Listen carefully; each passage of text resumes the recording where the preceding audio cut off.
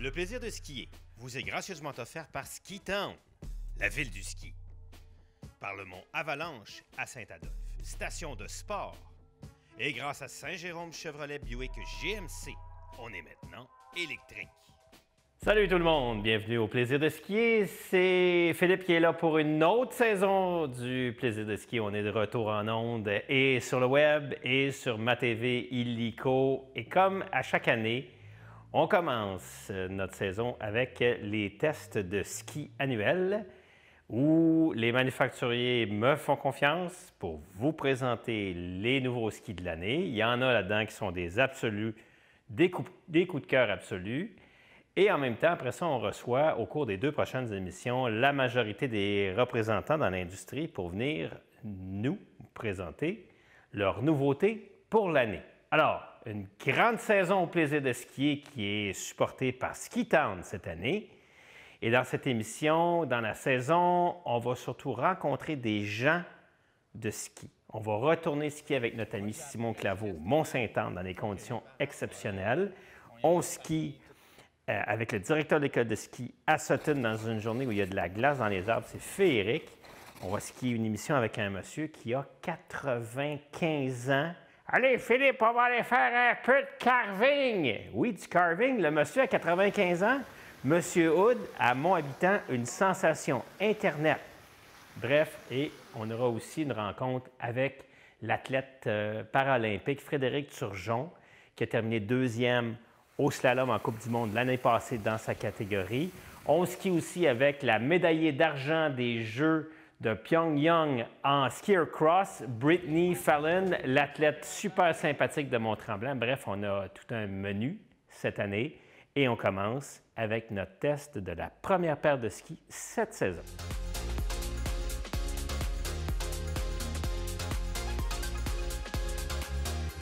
Nouveau ski l'année prochaine chez Ed, que le représentant Stéphane Rochon me vante depuis qu'il a pu en mettre une paire dans ses pieds. Stéphane Rochon a été plusieurs fois en Coupe du monde, des bosses sur le podium, des titres de champion canadien.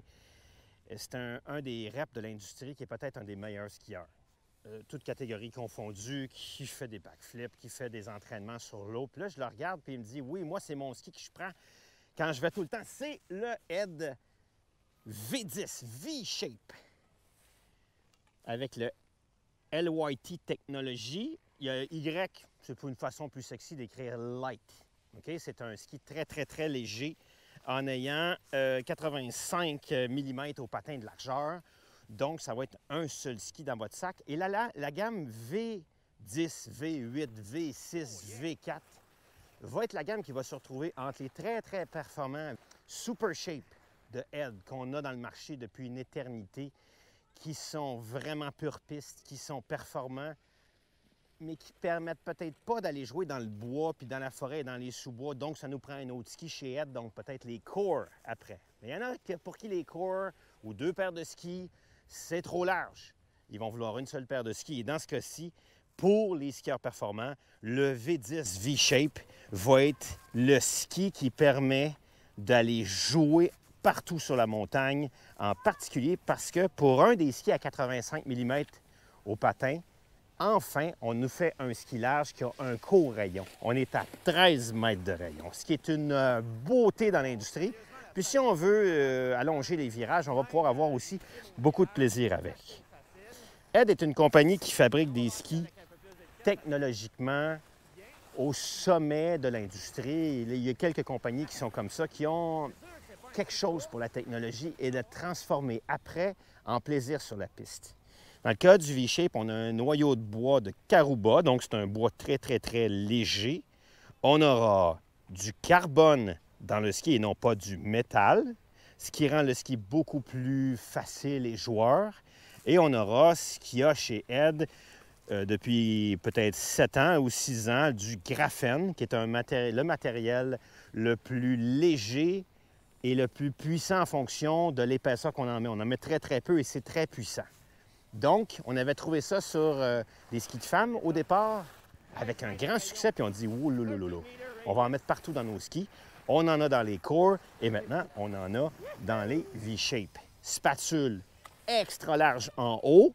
Donc, les skieurs qui sont un petit peu moins bons pour initier le virage en avant vont avoir beaucoup de facilité à rentrer dans le virage, puis après ça, pouvoir rentrer sur l'écart une fois que le ski a commencé à tourner. 85 au patin, donc de la portance. On va aller jouer dans les neiges plus molles, aller jouer dans les bosses. Ce n'est pas un ski de bosse, mais un ski de bosse, c'est large comme ça, puis il s'en vend pas. Mais on peut aller jouer dans les bosses avec ça. Puis après, une spatule arrière moins large que l'avant, donc on relâche facilement, puis on s'en va jouer dans la piste. Sérieusement, sur la piste damée, il n'y a pas beaucoup de skis qui procurent des aussi belles sensations de légèreté dans les pieds, de capacité à faire des rayons. Donc, ça, la gamme V, hein, les V-Shape, mais en particulier le V10 si vous êtes un skieur lourd ou puissant ou qui aime aller très, très vite. Puis après ça, on aura le V8 pour des gens moins lourds, moins puissants, qui aiment aller moins vite, le V6 et le V4. Donc, l'année prochaine, LYT Technology Ed V10 V-Shape l'année prochaine chez Ski Town.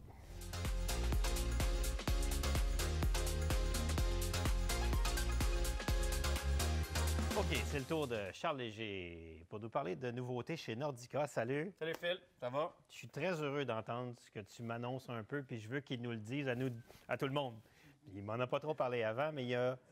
Une nouveauté, en fait, qui semble vouloir définitivement sortir du lot encore une fois cette année. Donc, le Enforcer 104, qui a remporté là, plusieurs prix, que ce soit là, des Best in the Test, que ce soit des Editor Choice dans différents magazines. Ça, c'est votre rockstar. Oui, ça va être la nouvelle rockstar cette année. Si je prétends devenir une rockstar. Définitivement, on le sait que tu en es déjà une. Prétends.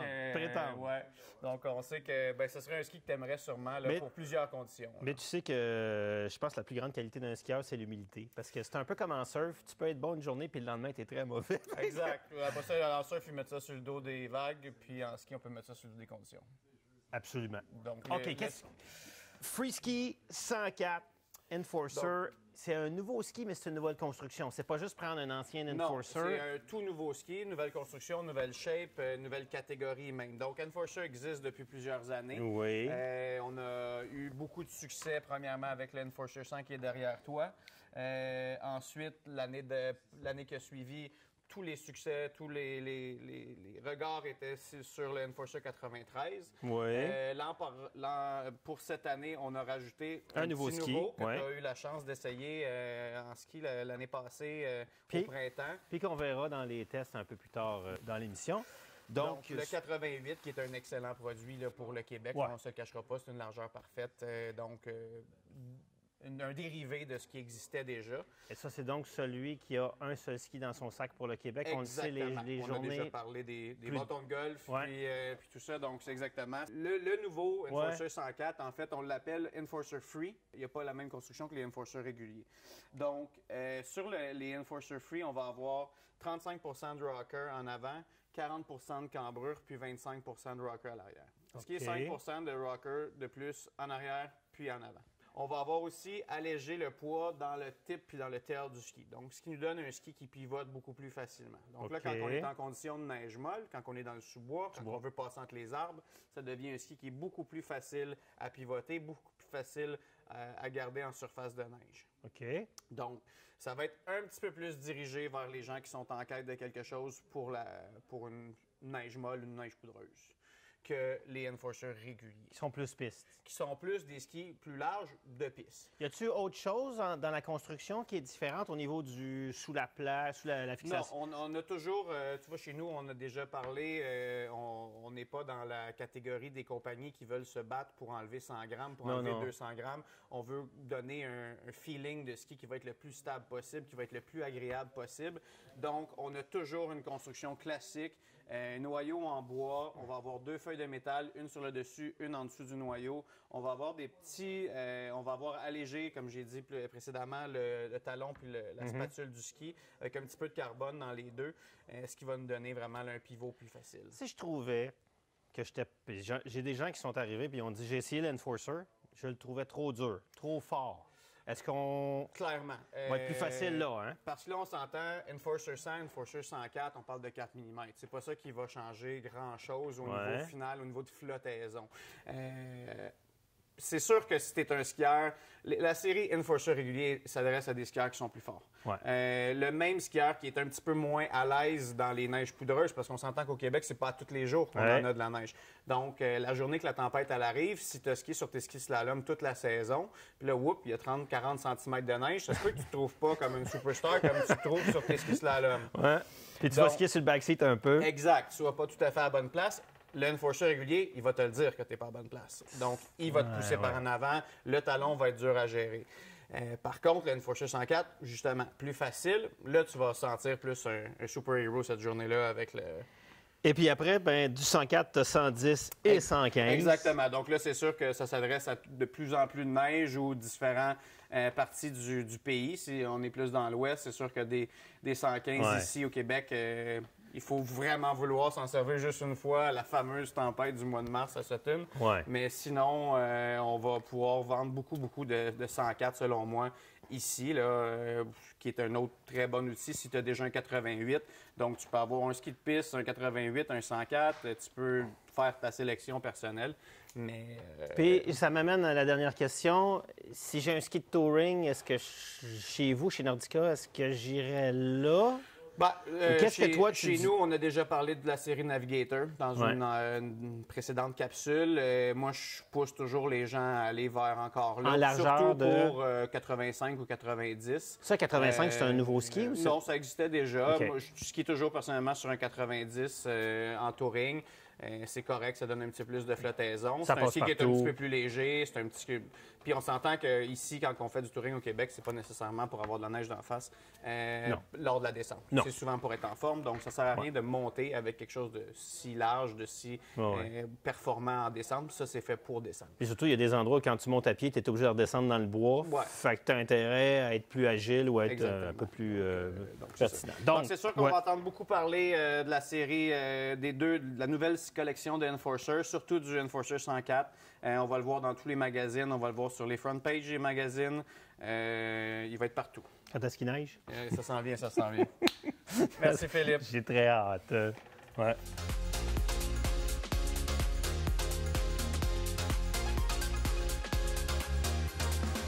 Bonjour tout le monde, bienvenue aujourd'hui. On se retrouve dans une très belle journée ensoleillée. Nous nous retrouvons avec des skis aujourd'hui, des Faction 2.0, dans un 183 de longueur. C'est un ski plutôt conçu pour jouer un peu toute montagne et dans le parc, vu que c'est un twin tip. Nous avons des spécifications de 127, 98 et 112 en arrière. Construction avec des champs verticaux, un peu comme des skis de course, mais ça tourne dans un rayon de 20 mètres. Fait que c'est plus style GS. Et je vous dis qu'à vitesse, ça tient super bien. Switch tant que ski est normal. Attends pas que ça soit un ski de course. Il n'y a pas le rebond parce qu'on veut atterrir nos sauts et pas avoir de surprise. Dans le parc, aujourd'hui, on a eu un peu de situation de chaud-froid avec le sol qui est encore gelé, mais les modules, il y a un peu de neige qui est là-dessus, fait que ça collait en dessous des skis, fait que on voyait que même là, le ski répondait super bien. Il était facile à voir, à garder en dessous du corps. Le swing weight, comment il tourne sur nos pieds dans les airs, vu que la chair est en dessous de la botte, c'est très, très, très léger. Le ski, on ne sent rien sur le pied en faire des pivots ou des swings. Si on va faire des 360 ou des 180 ou quoi que ce soit, c'est un ski qui est idéal pour ce qu'on se retrouve pour aujourd'hui dans le parc et pour toute montagne. Fait que là, si on teste le ski en termes de butter, si on se met un peu en arrière pour voir on a quoi, on a une très belle stabilité. On peut se mettre vraiment où on veut dans le ski. Même en avant, ça ne lâche pas. Une facilité. Je peux me mettre hors équilibre, puis il n'y a pas de problème. Le ski il me retient super bien. super facile à jouer. Donc là, en conclusion, pour le Faction 2.0, si vous êtes amateur de parc, de toute montagne, c'est un ski à essayer. Moi, je le donnerais facilement un 9 sur 10.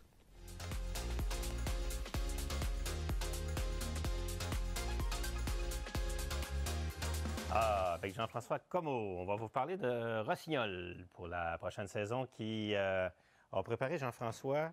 Je pense que tous les skieurs rêvent d'avoir des skis faciles à skier et performants.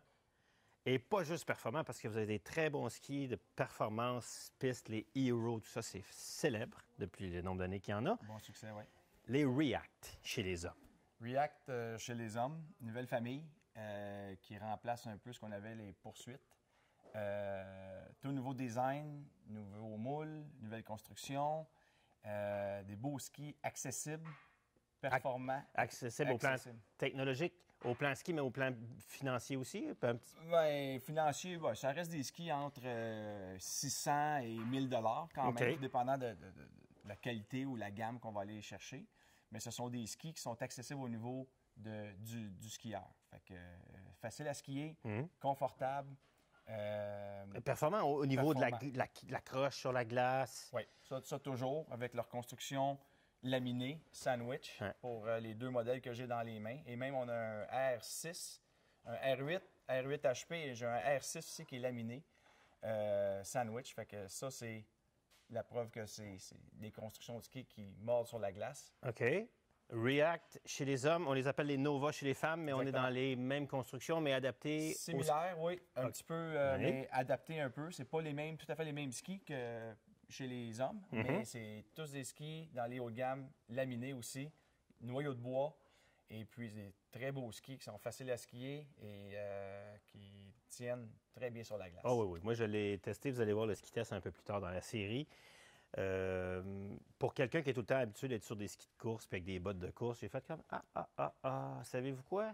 Je skierais plus longtemps et j'aurais moins mal partout avec des skis comme ça. C'est un petit peu ça. Dans les transitions, ce qu'on a fait, on a un petit peu assoupli la spatule. On les voit ici, des genres de petites coupures. C'est dans le noyau aussi. Fait que les spatules sont un peu plus souples. Et ça fait que les transitions sont beaucoup plus smooth, si je peux m'exprimer ainsi. OK. Ta cliente type d'un Nova, ça se trouve à être... Ça va être votre skieuse. On a un Nova 6, un Nova 8, 10, 14. Fait que de notre skieuse intermédiaire, tranquille, qui cherche juste du contrôle, à ma skieuse ex-coureuse, top instructrice. Le Nova 14, là, c'est vraiment un ski qui est hyper performant.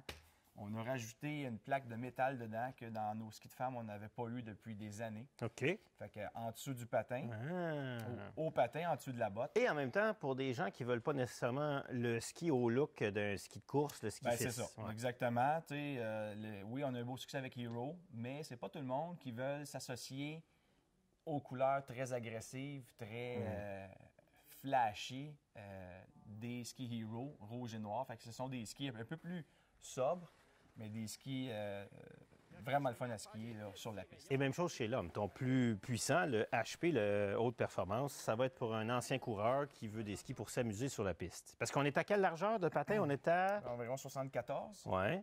Mais mon haut de gamme, excuse-moi, ça va être le R8 TI. TI. Oui. Avec une plaque de métal.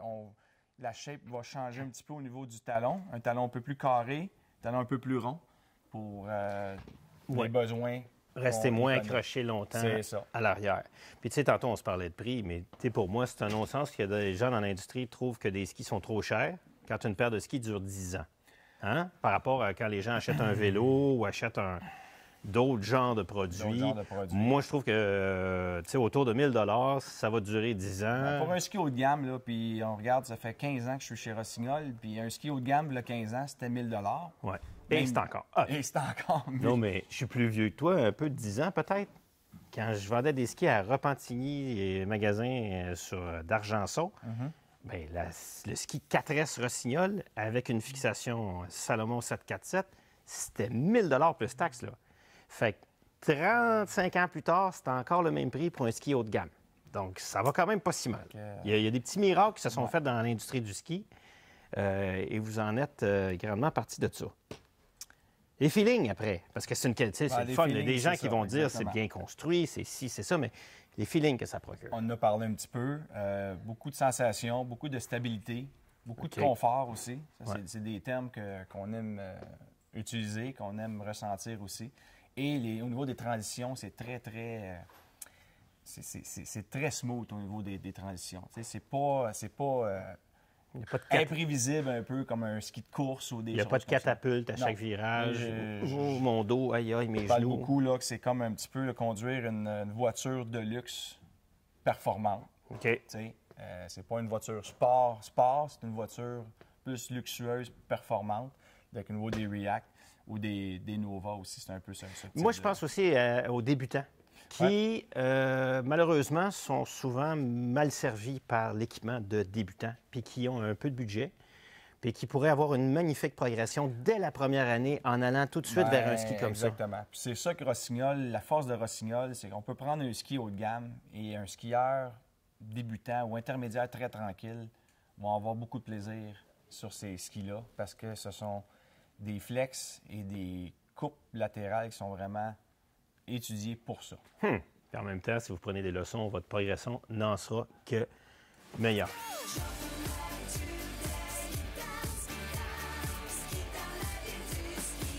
Capsule Ski Town. Derrière nous, la Formule 1 des machines pour aiguiser les skis, une Montana fabriquée en Suisse. La machine qui est chez Ski Town pour aiguiser vos skis. Et moi, je dis tout le temps aux gens, plus on est débutant en ski, plus on a besoin de nos skis coupes. Souvent, on voit les débutants qui l'aiguisent leur ski une fois aux 4 ans. Puis là, ils sont sur des journées où il n'y a plus, là, 2 jours. Puis là, il a fait moins 30 dans la nuit. Puis là, ils essaient de... Aïe, aïe, aïe! C'est pas facile. Alors, c'est sûr que ça va beaucoup mieux avec un ski qui est bien aiguisé. Avec une machine comme ça, tu vas voir, ça fait vraiment toute la surface du ski. Fait que là, on parle du ressemblage de la semelle. Fait qu'on va faire toute la structure de la base. On fait aussi l'affûtage des corps. Les langues sur les corps aussi. Fait que langue par le dessous, langue par les côtés. OK. Puis pour rendre ça simple, la plupart du temps, le quart est à 90 degrés. Oui. Et régulièrement, le quart de la base va être un petit peu plus élevé, peut-être d'1 degré, 1 demi-degré, 1 degré. C'est ça. Et après, on peut demander d'avoir un peu plus, un peu plus, un peu plus. Je vais donner un exemple. Moi, mon préféré, c'est 3 degrés. C'est comme ça. Mais c'est très efficace, mais peu longtemps. C'est ça. OK? Fait que la plupart des gens, ce qu'ils vont prendre, c'est un aiguisage à 2 degrés. Ça veut dire 2 degrés, c'est pas trop aiguisé. C'est un aiguisage qui coupe bien, mais qui dure longtemps. OK, donc ça fait moins 0.5 à la base, puis après ça, 2 comme ça. Fait qu'on a un quart un petit peu plus petit que 90 degrés. Exact. Donc ça mord beaucoup. Des anecdotes comme ça, il y a beaucoup d'élans qui sont vendus ici. Il y a un skieur célèbre, Stenmark, qui skie avec élan, qui lui, un jour, avait demandé à son technicien de lui faire 2 quarts dans le quart. Fait qu'il y avait comme ça et comme ça. Oh my God! Il a gagné la course, une de ses 88 victoires en Coupe du Monde. Il a donné ça au technicien, mais il a dit « plus jamais ». Alors, il y a plein de choses à expérimenter aussi avec votre aiguisage de ski, mais surtout, expérimentez donc une saison complète en ayant des skis régulièrement bien aiguisés. Souvent, c'est avec le technicien, vous allez voir qu'est-ce que votre ski a besoin. Fait que c'est selon vraiment l'utilisation que vous en faites de votre ski qu'on va décider. Et je ne veux pas dénigrer les techniciens de l'ancienne époque parce que c'était beaucoup de travail d'aiguiser chaque ski à la main. Mais à un moment donné, il y a toujours une petite erreur qui se faisait sur notre ski. Fait que même le ski, en étant coupant, il y avait un défaut dedans. C'est ça. Parce que l'être humain étant ce qu'il est, c'était difficile d'avoir la perfection. Là, sur la machine, perfection assurée. On a des bons techniciens qui sont formés pour ça, ils savent comment s'en servir, c'est ça qui est vraiment important. C'est une belle machine comme ça, c'est pas n'importe qui peut la conduire. Là. Ouais. Fait que vraiment le fait d'avoir des bons techniciens, de bons programmes dedans, ça fait vraiment des beaux skis. Alors, si vous n'êtes pas habitué d'avoir des skis aiguisés, s'il vous plaît, venez au moins l'essayer.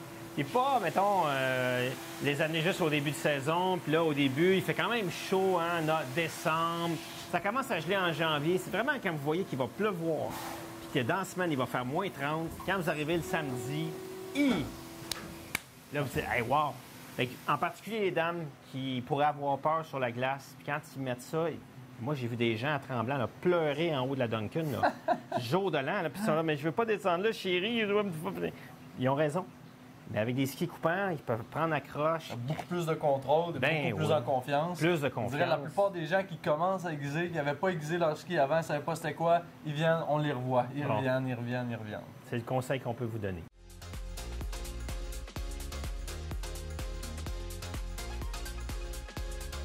OK, on va maintenant aller vous parler d'un nouveau blizzard, le Compétition Firebird Compétition 76 mm au patin.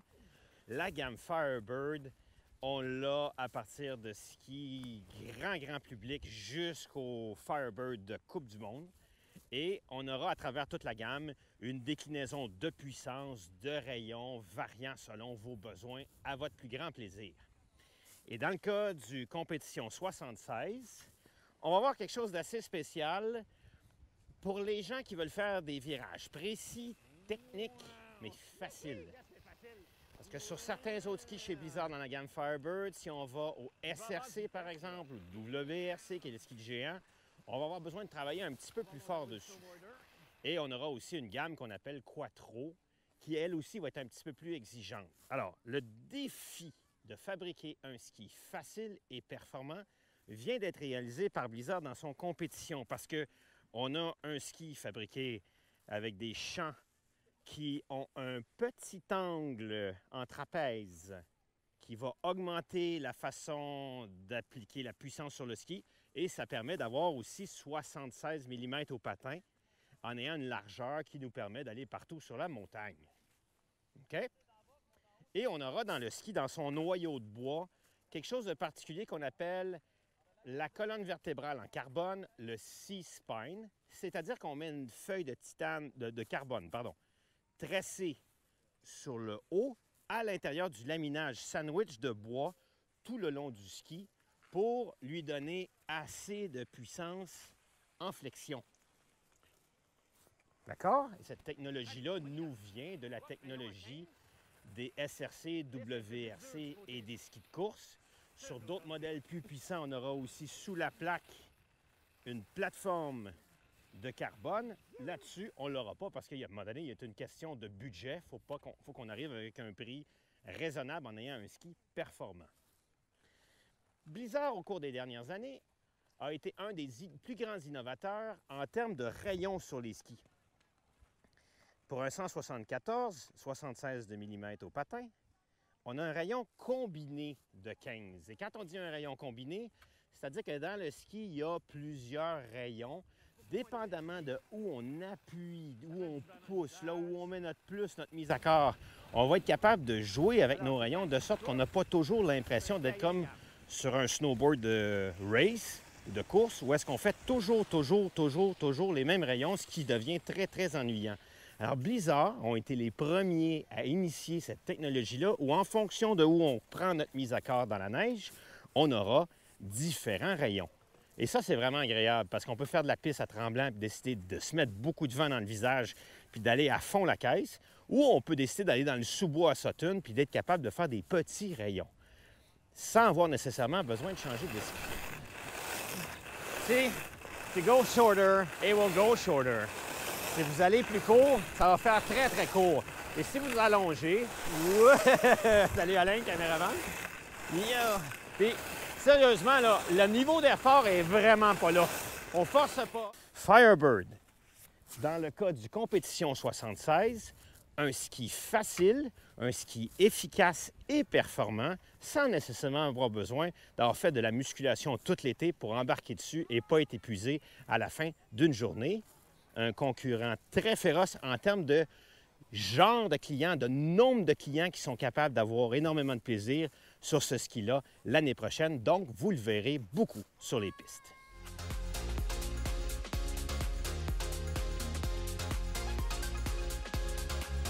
Dominique Jobin de Marker Vocal d'Albello. Avec l'an passé, ils avaient lancé la DS, qui en français vous rend un grand service, la DS du ski. C'est pour d'Albello System. Après avoir fait le DRS d'Albello Racing System, la DS a eu un grand succès avec le Power Cage, qui est une façon légère et puissante de construire une botte. Exact. Des flex très progressifs, des bottes qui sont faciles à ajuster. OK. Puis aussi le poids, avoir des bottes qui sont plus légères et puis plus confortables. Alors, ils prennent ce succès-là et s'en vont dans une botte, la Pantera. Mais là, la Pantera, vous misez énormément dessus. Puis je remarque que là, il est rendu avec 5 ou 6 modèles différents. Et là, on vient de changer la donne dans cette gamme de produits-là. Les Pantera, c'est la famille la plus populaire chez Dalbello.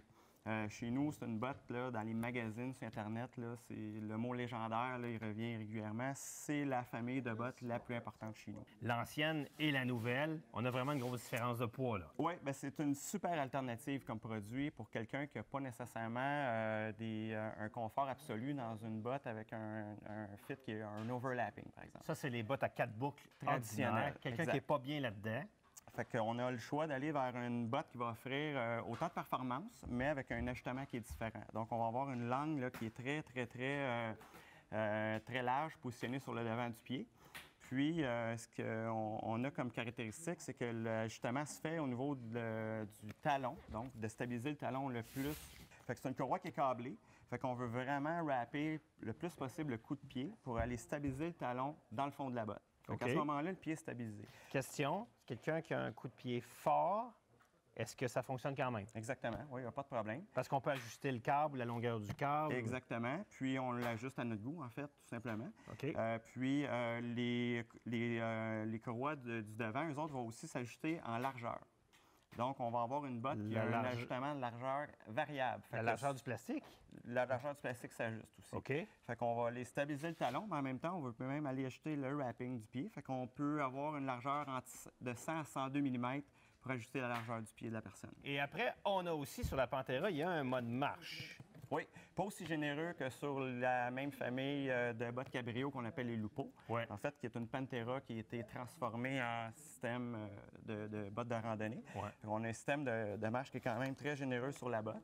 Fait qu'on a quand même une botte avec un fermoir là, qui est très minimaliste, qui est très bien dessiné, qui va permettre d'avoir des degrés d'angle quand même très confortable pour marcher là, pour du Side country. Side country, exactement. Monter sur le côté tremblant, c'est pas mal le maximum. Là. Une montée de 2 heures avec une botte comme ça, si on en a une seule botte, c'est correct. C'est ça. On a l'option, on peut l'utiliser. Par contre, dans la Pantera, là, il n'y a pas l'insert de pin qu'on voit sur la Lupo. Ça va être pour quelqu'un qui a une fixation à plateau, comme une Baron ou une Duke, et non pas comme une Marker Kin Pin. Avec des inserts là, sur la semelle avant. Auquel cas, on va sur la Lupo. Ouais. OK? Et maintenant, si on a une Lupo 130 puis une Pantera 130, la différence à skier, ça va être... Pourquoi est-ce qu'on prendrait une Lupo versus une Pantera? Je vous dirais que c'est tout simplement pour s'acheter une technologie, en fait, là, qui est plus poussée au niveau du mode de marche. Sur la Lupo? Sur la Lupo, Ouais, avec OK. un chausson qui est plus spécialisé,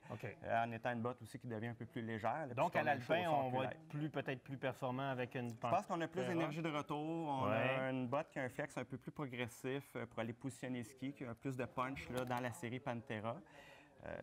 Pour avoir une botte de piste là, avec un prix qui est plus raisonnable que sur une Lupo. Je remarque les semelles Grip Walk. Donc, ça va dans des fixations Grip Walk modernes. Exactement. Ça, c'est très pratique parce que c'est plus confortable à la marche et en même temps, ça évite de se casser la gueule dans le parking quand c'est tout glacé. Hein? Puis ça offre une compatibilité qui est vraiment rendue beaucoup plus grande entre les différentes compagnies.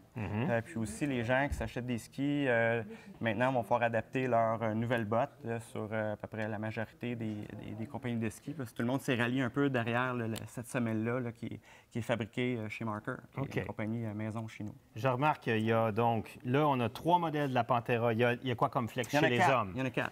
Oui, 4, le 130. C'est ça, exactement. Donc, on va passer de 90 à 100, à 120 à 130.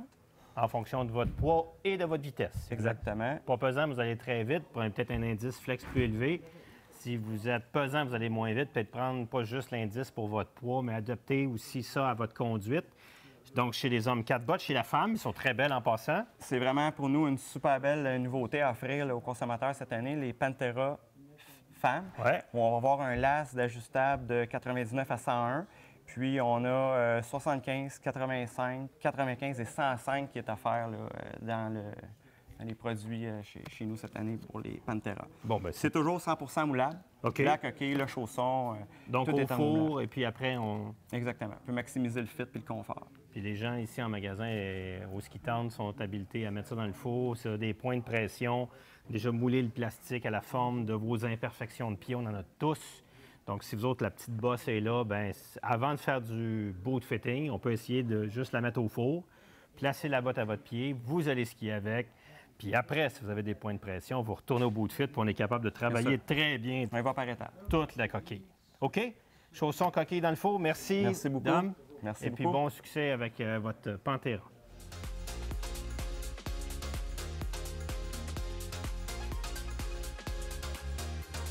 Dans quelques instants, vous allez peut-être réaliser à quel point certains skis procurent du bonheur à certains skieurs. Et dans ce cas-ci, j'ai le bonheur et le plaisir de vous tester, vous présenter celui qui va être un des candidats pour être le ski de l'année prochaine. C'est le Elan Wingman 86 CTI. CTI pour carbone et titane. Le carbone dans ces skis-là va être 2 tubes à la pleine longueur qui viennent ajouter du rebond et un sens aigu d'énergie au ski.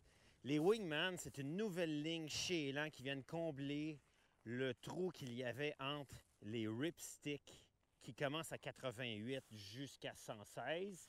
Des skis très beaux pour monter en pot, pour skier dans le ski de printemps, pour aller dans le bois, skier la poudreuse, avec de plus en plus de reconnaissance au niveau mondial comme étant une référence. Puis en bas, les skis amphibiaux qui permettent de vraiment bien skier sur la piste avec un minimum d'effort. Donc Elan sait exactement comment faire des bons skis. Et le Wingman 86 CTI va être le plus haut de gamme de toute la gamme des Wingman. En 86, on aura du carbone pour l'alléger, mais aussi du titane. On aura une facilité à les skier grâce à la technologie Amphibio.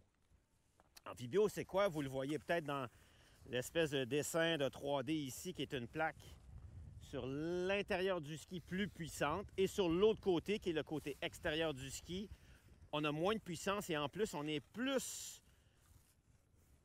rocker. Excusez-moi l'expression anglaise, mais c'est comme ça qu'on l'appelle. Alors qu'à l'intérieur, on est plus en cambrure. Résultat des courses, hein, vous le savez, ce système-là fonctionne depuis plusieurs années. Avec mon ski gauche, plus puissant, plus facile. Plus puissant, plus facile. Comme ça, les skis sont toujours capables de garder le rail de ski égal et d'avoir les skis en parallèle, comme des rails de chemin de fer un peu partout. Là où on s'en va beaucoup plus large en plage d'utilisation que les amphibiopistes, c'est qu'on a une spatule qui ressemble un peu à la spatule du amphibio, à la spatule des Ripstick. Fait que quand on combine les qualités des Ripstick avec les qualités des amphibios de piste, on se retrouve, si on a un seul ski dans son sac, à un ski fabuleux. Pour moi, peut-être le ski de l'année prochaine. OK, et là, j'ai fait exprès, je l'ai pris dans une taille de 184 cm parce que moi, j'aime ça sentir mon ski, j'aime ça le travailler, j'aime ça sentir qu'il me tient, qu'il me supporte. En aucun temps, aujourd'hui, c'est quand même assez dur. Je sens que le ski n'est pas capable de rester accroché malgré le fait qu'on est quand même sur des surfaces très dures. Les autres skis dans la gamme, eh bien, il y a un 82 et il y a aussi un 78 en dessous. C'est une gamme complémentaire qui vient... Souvent, nous, on donne des conseils aux gens, achetez-vous 2 paires de skis, un ski pure piste et puis après un ski comme les Ripstick. Si vous en avez juste une, vous pouvez aller avec confiance dans la gamme des Wingman et même aller à 86 parce que même quand c'est dur, ça fait le travail et ça procure des sensations. Puis vous savez, c'est bien personnel si on aime ou on n'aime pas. En les essayant, vous allez le savoir. Mais des fois, on rentre quelque part dans un restaurant et on est là. Oh, que ça sent bon. Quand je le prends dans mes mains, il n'est pas trop léger, pas trop lourd. La largeur, ça me convient. La spatule en avant, ça me convient. Sa puissance, ça me convient. Après ça, il y a d'autres avantages pour eux. La fixation de 3e génération dessinée par les studios de Porsche, le Studio Design. Donc, c'est un petit peu un plus dans nos discussions dans l'après-ski au bar en disant « Moi, mes fixations ont été dessinées par Porsche. Ça fait le travail, c'est excellent. Il n'y a rien à redire là-dessus, mais au total, l'évaluation que j'en fais, c'est un 10 sur 10. C'est rare que je donne ça à une paire de skis parce que ça vient combler toutes les plages d'utilisation qu'on a au Québec, qu'on skie à Sutton, qu'on skie à la réserve, qu'on skie à Tremblant, qu'on skie à Saint-Sauveur. Il y a peut-être des gens qui vont le trouver un petit peu trop large, mais si vous avez des bottes assez puissantes, il devrait faire le travail, même sur le dur. Wow! Si, sur une condition dure comme ça aujourd'hui, le wingman est capable de me tenir de même, le vent dans le visage, le contrôle, la légèreté, les sensations, qui est capable de faire ça dans le bois, capable de faire ça dans le mou, dans le ski de printemps. Comment ils disent dans les encans, là? Sold! C'est vendu! Yes, sir!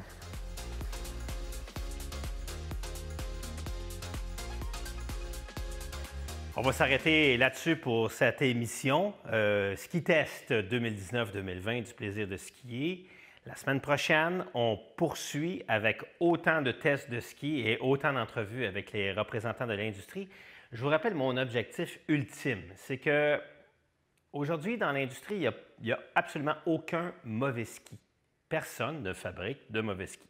La seule chose qui se produit, ce sont des mauvais mariages entre vous et une paire de skis qu'on vous aura proposé soit en magasin ou soit d'acheter usagé auprès d'un ami ou d'un beau-frère.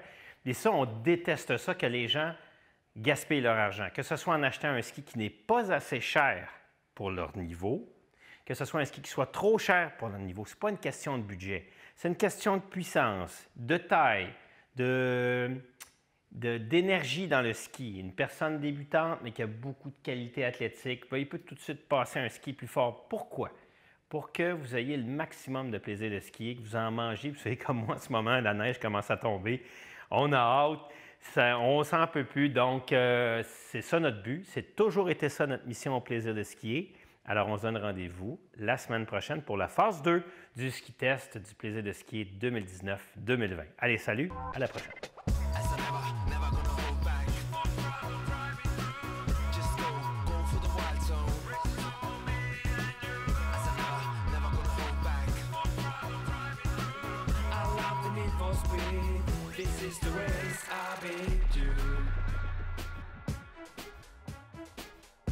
Le plaisir de skier vous est gracieusement offert par Ski Town, la ville du ski.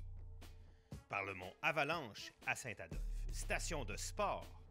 Et grâce à Saint-Jérôme Chevrolet Buick GMC, on est maintenant électrique.